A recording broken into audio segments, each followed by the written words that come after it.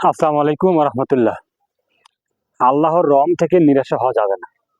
আবু হুরায়রা রাদিয়াল্লাহু তাআলা আনহু থেকে বর্ণিত, রাসূল সাল্লাল্লাহু আলাইহি সাল্লাম বলেছেন যে বনী ইসরাইলের দুইজন ব্যক্তি ছিল, দুজন বন্ধু পরস্পর। তার একজন ছিল আবেদ আর একজন ছিল গুনাহগার।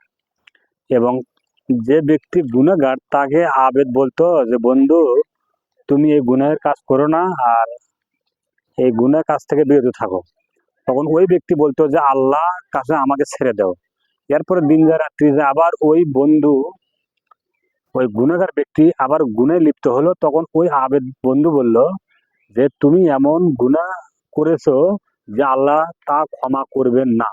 তখন এই গুনাহগার ব্যক্তি ওই বন্ধুকে বলল যে তুমি যে অপরাধ যে পাপ করেছো এই পাপ আল্লাহ কখনো তোমাকে ক্ষমা করবেন না এবং জান্নাতে প্রবেশ করাবেন না।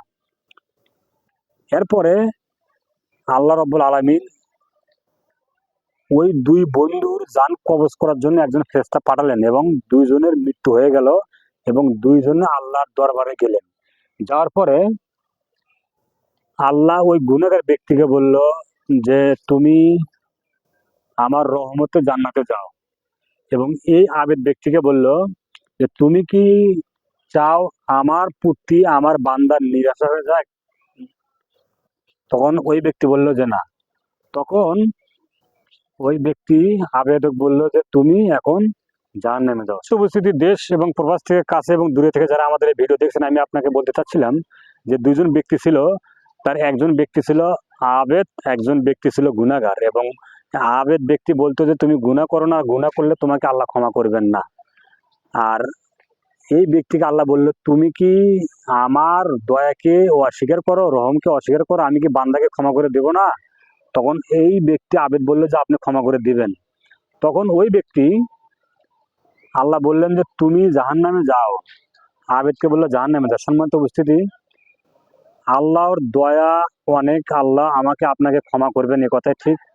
তবে আমি আপনি কখনো বলতে পারবো না যে ওই ব্যক্তিকে আল্লাহ কখনো ক্ষমা করবেন না, তাকে নিরাশা করা যাবে না। অতএব আমি আপনি আমার আপনার এখন নিঃশ্বাস আছে, আমার আপনার সময় আছে আল্লাহর কাছে তওবা করার, ইস্তেগফার করার। অতএব আমি আপনি আল্লাহর কাছে তওবা ইস্তেগফার করব, আল্লাহ ক্ষমা করে দিবেন, জান্নাতে দিবেন। অতএব নিরাশা হওয়ার কোনো কারণ নেই। যত বড় পাপী আমি আপনি করি না কেন, আল্লাহ আমার আপনার প্রতি অনেক রহম করেন এবং কিয়ামতের দিনেও করবেন। অতএব কোনো ব্যক্তিকে আমি আপনি বলবো না যে তোমার এই পাপ করছে, এই পাপ করার কারণে তোমার আল্লাহ ক্ষমা করবেন না। প্রত্যেকটা কথা দুনিয়াতে যারা আমি আপনি বেঁচে আছি, প্রত্যেকটা কথা মেনে চলার জন্য বিশেষভাবে অনুরোধ করা যাচ্ছে। মোহাম্মদ সাল্লাল্লাহু আলাইহি সাল্লামের পদ্ধতিতে জীবন পরিচালনা করুন। যত বড় পাপী করুন না কেন, আল্লাহ ক্ষমা করবেনই ইনশাআল্লাহ। যদি খালেস অন্তর থেকে আমি আপনার আল্লাহর কাছে দোয়া করি, ক্ষমা ইস্তেগফার পাঠ করি, তাহলে আল্লাহ ক্ষমা করে দিবেন। আসসালামু আলাইকুম ওয়া রাহমাতুল্লাহ।